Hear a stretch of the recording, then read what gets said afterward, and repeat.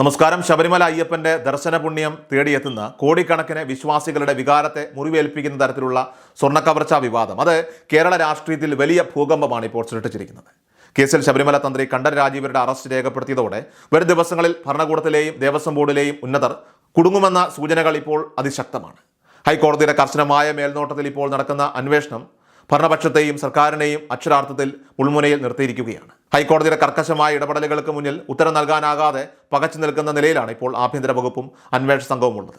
തന്ത്രിയുടെ arrest ഒരു തുടക്കം മാത്രമാണ് എന്നും വരാനിരിക്കുന്ന നിയമസഭാ തെരഞ്ഞെടുപ്പിൽ ഈ ശബരിമല വിഷയം വീണ്ടും കത്തുന്ന ഒരു രാഷ്ട്രീയ ആയുധമാകുമെന്നും ഉറപ്പായിട്ടുണ്ട്. അന്വേഷണത്തിന്റെ ഗതി അത് മുൻ മന്ത്രി കടകംപള്ളി സുരേന്ദ്രനിലേക്ക് നീങ്ങുന്നു എന്ന ഭയത്തിലാണ് ഇപ്പോൾ CPM നേതൃത്വം. തന്ത്രിയുടെ അറസ്റ്റ് അപ്രതീക്ഷിതമായിരുന്നുവെങ്കിലും ഇതിന് പിന്നിലെ ഉയർന്നു വരുന്ന ചോദ്യങ്ങൾ മുൻ ദേവസ്വം മന്ത്രിയുടെ പങ്കിനെക്കുറിച്ചാണ്. സ്വർണ്ണപ്പാളികൾ ഇളക്കി മാറ്റുന്നതുമായി ബന്ധപ്പെട്ട തീരുമാനങ്ങളിൽ മന്ത്രിക്കും പങ്കുണ്ടെന്ന് സംശയിക്കുന്ന തരത്തിലുള്ള മൊഴികൾ ഇതിനോടകം തന്നെ പുറത്തു വന്നിട്ടുണ്ട്. സ്വർണ്ണപ്പാളികൾ എടുക്കാൻ അനുമതി തേടി പത്മകുമാർ കത്തയച്ചിരുന്നുവെന്ന പോറ്റിയുടെ മൊഴിയും നിലവിലുണ്ട്. എന്നാൽ അത്തരമൊരു കത്ത് തനിക്ക് ലഭിച്ചിട്ടില്ലെന്ന മന്ത്രിയുടെ വാദം നിലനിൽക്കില്ല.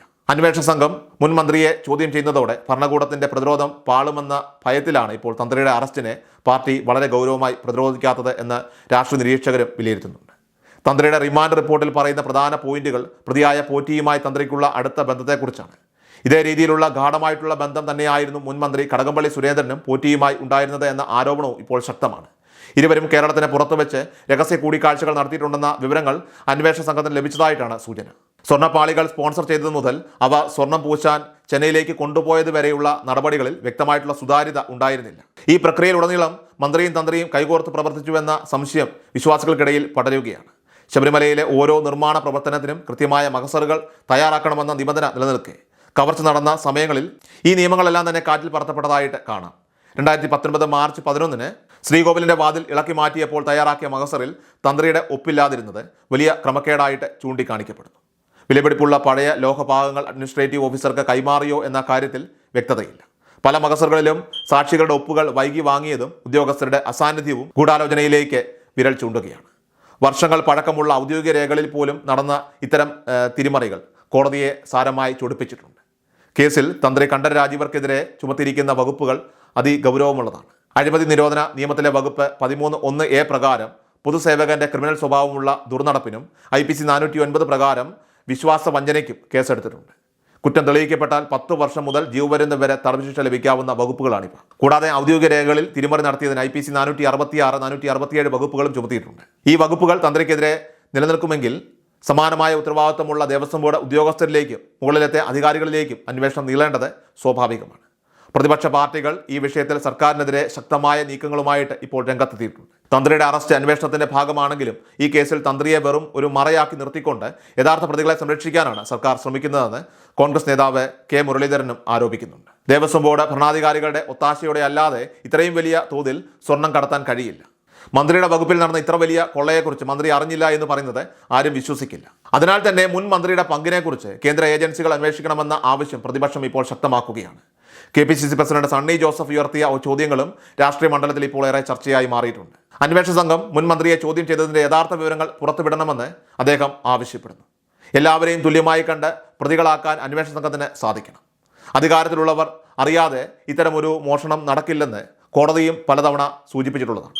ദേവസ്വം ബോർഡിനും തന്ത്രിക്ക് മുകളിൽ സ്ഥാനമുള്ള മന്ത്രിക്ക് ഇതിൽ നിന്ന് ഒഴിഞ്ഞു മാറാൻ കഴിയില്ലെന്നും അന്വേഷണം തൃപ്തികരമല്ലെങ്കിൽ തെരുവിലിറങ്ങുമെന്നും പ്രതിപക്ഷ സംഘടനകൾ മുന്നറിയിപ്പ് നൽകി കഴിഞ്ഞു. അതേസമയം കോൺഗ്രസിന്റെ ഇടപെടലുകളെ CPM അതേ നാണയത്തിൽ തന്നെ പ്രതിരോധിക്കാൻ ഇപ്പോൾ ശ്രമങ്ങൾ ആരംഭിച്ചു കഴിഞ്ഞു. സ്വർണ്ണക്കൊള്ളയുമായി ബന്ധപ്പെട്ട് അന്ന് പ്രതിപക്ഷത്തുണ്ടായിരുന്ന അടൂർ പ്രകാശ്, ആന്റോ ആന്റണി തുടങ്ങിയ നേതാക്കൾക്ക് പോറ്റിയുമായുള്ള ബന്ധം എന്താണെന്ന് വിശദീകരിക്കണമെന്ന് ഭരണപക്ഷം ആവശ്യപ്പെടും. സോണിയാഗാന്ധിക്ക് സ്വർണ്ണച്ചരട് നൽകിയ സംഭവം ഉൾപ്പെടെ ചൂണ്ടിക്കാട്ടി കോൺഗ്രസിനെ പ്രതിരോധത്തിലാക്കാനാണ് CPM നീക്കങ്ങൾ ആരംഭിച്ചിരിക്കുന്നത്.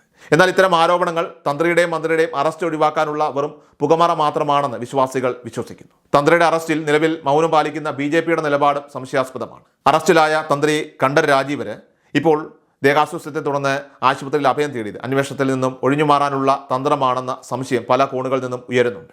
ആശുപത്രിയിലെ ICUവിൽ നിന്നും മാറിയ തന്ത്രിയുടെ ആരോഗ്യനില ഇപ്പോൾ തൃപ്തികരമാണെന്ന് ഡോക്ടർമാർ അറിയിച്ചിട്ടുണ്ട്.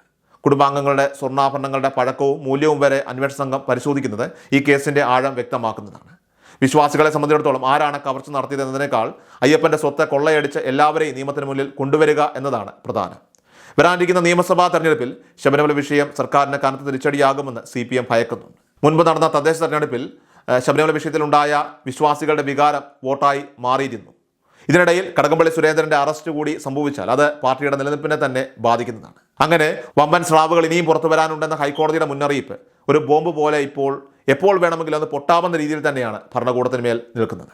എന്തായാലും ശബരിമലയിലെ കവർച്ചയുമായി ബന്ധപ്പെട്ട സത്യങ്ങൾ പുറത്തു വരുന്നതുവരെ വിശ്വാസികൾ ഈ പോരാട്ടം തുടരുമെന്ന കാര്യം ഉറപ്പാണ്.